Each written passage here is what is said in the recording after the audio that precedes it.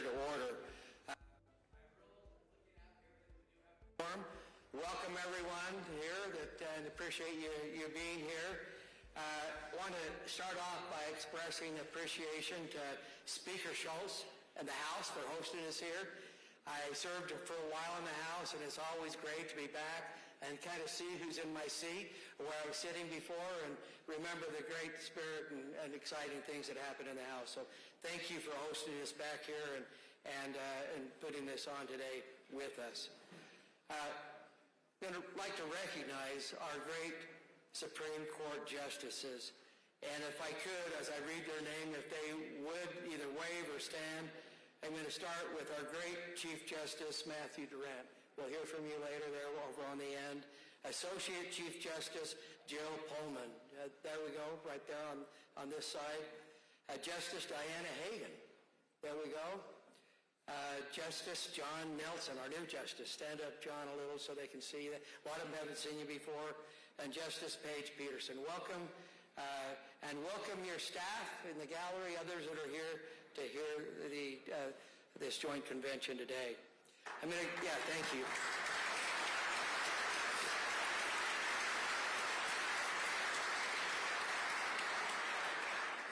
We welcome you to this body. I'm going to start off with a motion from Senator Cullimore. I think your mic's on. There it is. I make a motion that the legislature resolve. I make a motion that the legislature resolve into a committee of the whole for the purpose of hearing Chief Justice Durrant's State of the Judiciary address. Thank you. We have a motion. Do we see discussion? Seeing none, all in favor say aye. Aye. Any opposed? Well, that motion passes. We're in a committee of the whole. Now we'll welcome Chief Justice Durrant. Go ahead and come up. We're ready for you and welcome you to the joint convention. Thank you for being here.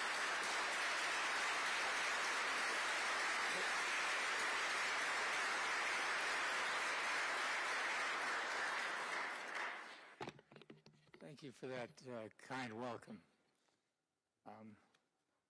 I was tempted to say, I want to ask you to hold your applause till the end of my speech. But I'm afraid that may be overly optimistic and unnecessary. President Adams, Speaker Schultz, thank you for the warm way in which you always welcome us. And for the kindness you've shown us, and for your leadership. I feel like the state is in good hands. I want to thank you also for the privilege of addressing this body. I'm joined by my colleagues on the Supreme Court, Associate Chief Justice Jill Pullman, and Justices Paige Peterson, Diana Hagan, and John Nielsen.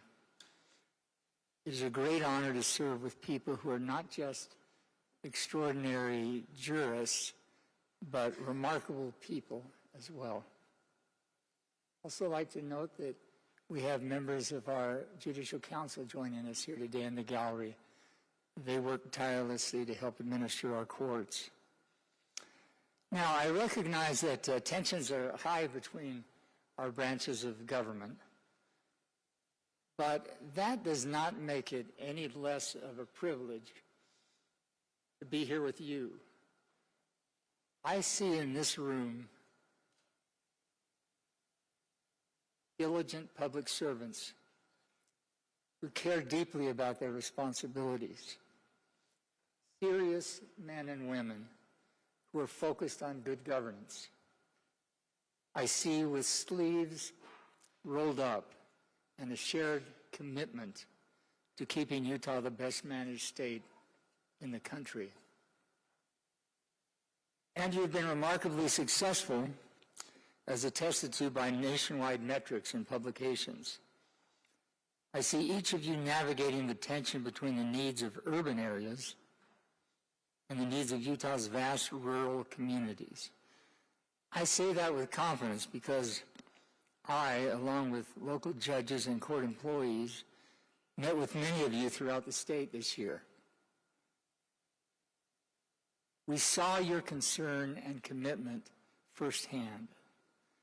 You each bring different voices, each equal in authority, if not in volume, but you are united in your dedication to serving Utah's citizens.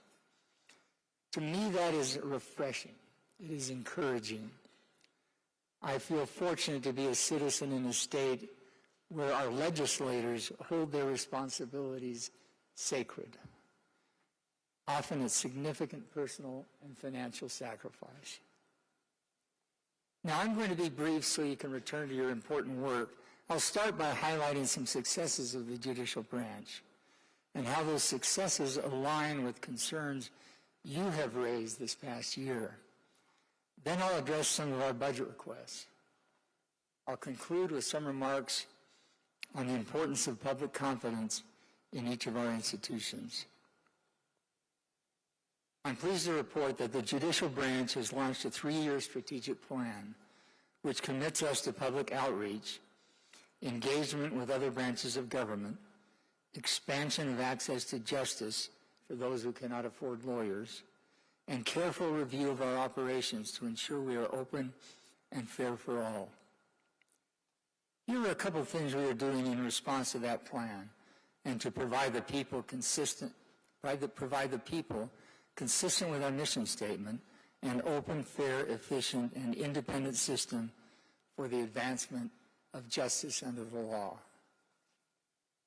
First, the Judicial Council is in the process of conducting a statewide rulemaking project to ensure that case assignment and reassignment procedures are clearly articulated in rule, to increase public confidence in the way judges are made responsible for deciding cases.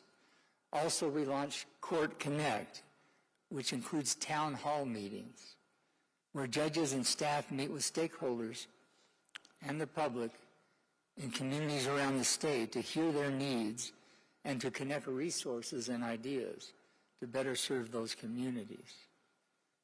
Now I'll talk briefly about concerns you have raised with respect to our appellate courts. We heard your concern about the number of opinions our Supreme Court issues.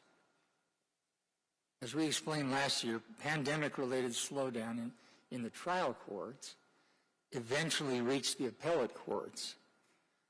We anticipated that slowdown would end, and it has. In 2025, our Supreme Court caseload returned to normal, and the Supreme Court issued 61 opinions, slightly above our historic average. Today, we essentially have no backlog.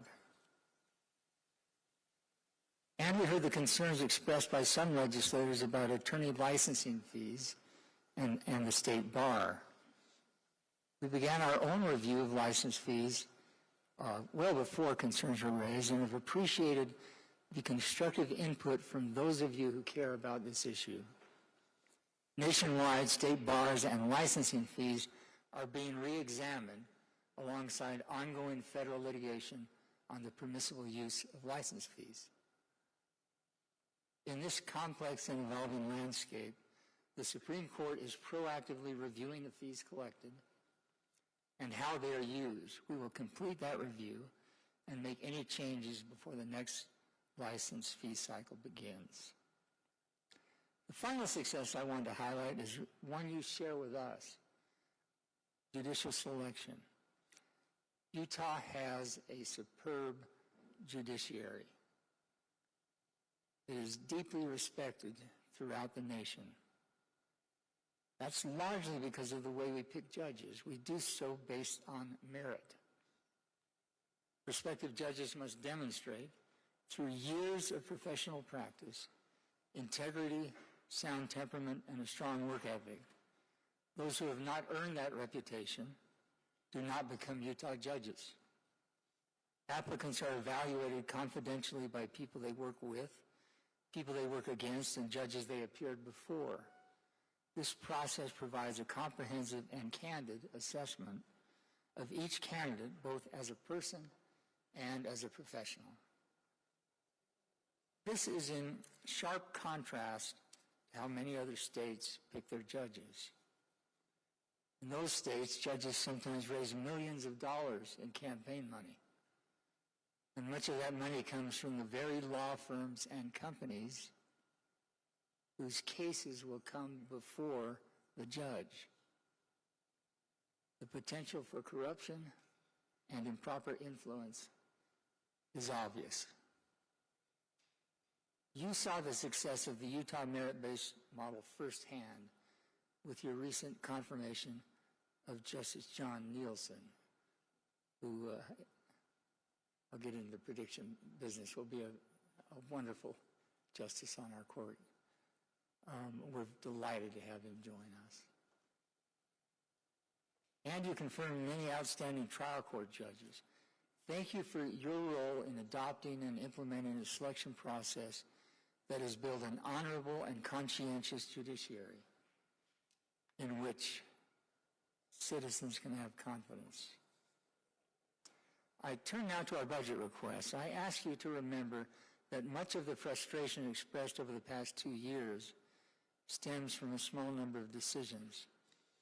Those decisions can be counted on one hand, yet we handle nearly 500,000 cases annually in our trial courts. And that is without counting on the hundreds of thousands of matters, and that is without counting the hundreds of thousands of matters that are resolved without a court case being filed. I ask that your disappointment with a few results not lead to penalties for an entire branch of government, and by extension, penalties for your constituents. I highlight just 2 of our budget requests. Our first priority is core courthouse workforce recruitment and retention. We request $6 million in ongoing funds to train and, more importantly, retain our staff.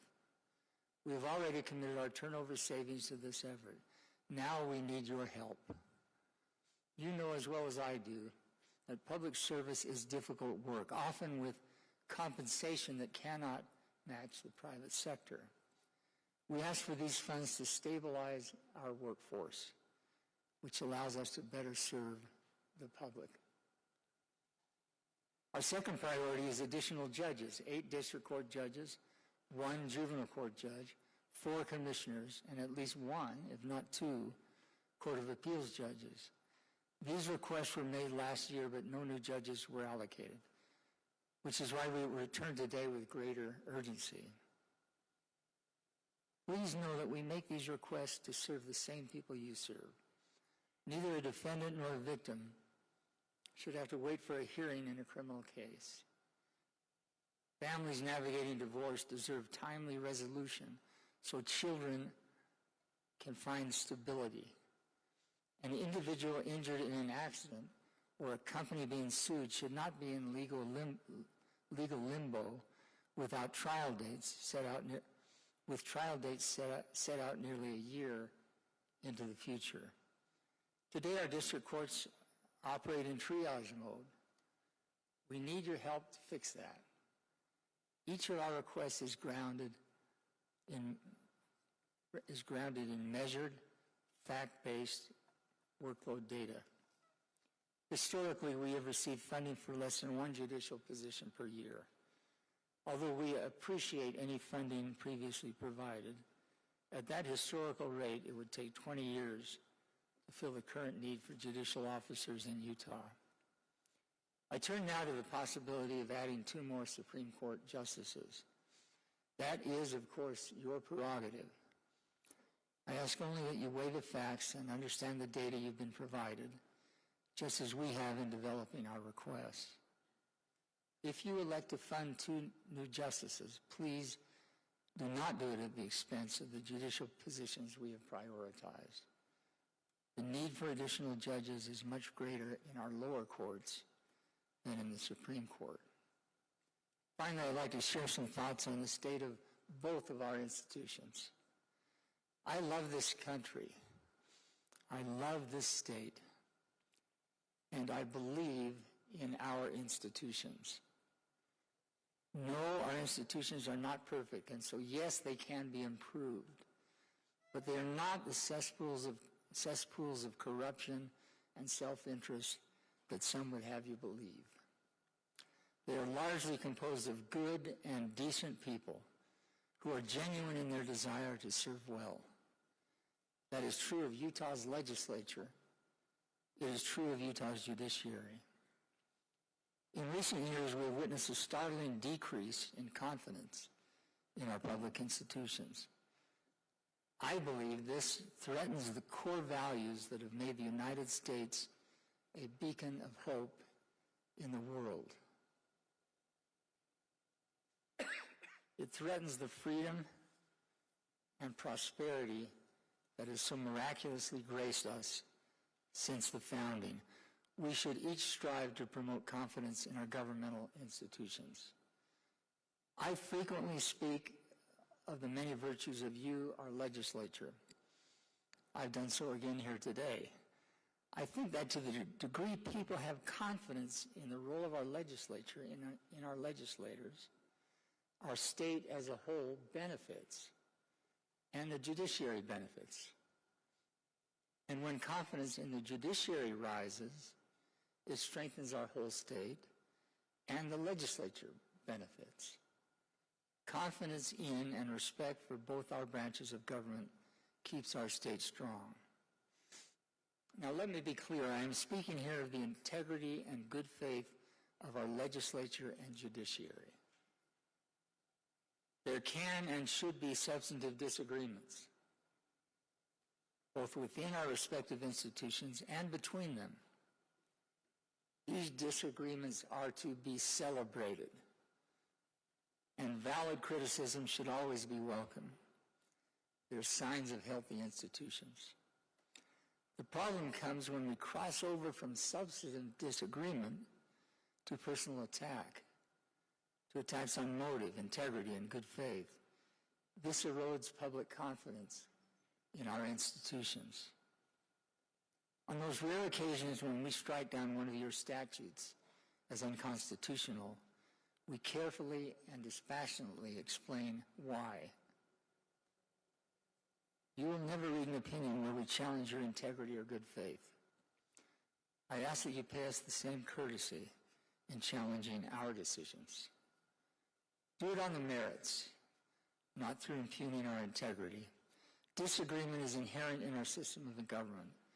Public disparagement of another branch is not. While polarized us versus them rhetoric has become common in national circles, it is not and should not be the norm here. Please understand that the Supreme Court does not go looking for cases. Utahns bring disputes to us.